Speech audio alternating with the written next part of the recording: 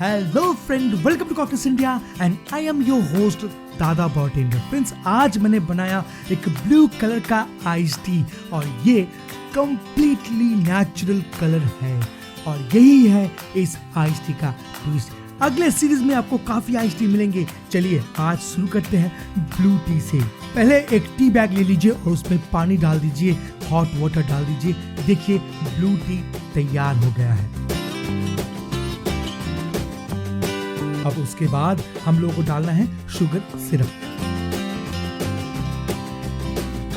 और उसके बाद आराम से डाल दीजिए ब्लू टी जो 100% कैफीन फ्री टी है। दोस्तों ट्विस्ट कर लीजिए, देखिए कमाल का आइस टी तैयार है और ये है ब्लू टी आइस टी, वो भी मसाला चाय का फ्लेवर में। Thank you so much दोस्तों, thank you so much for watching this video. See you very soon with another iced tea. Bye bye and take care.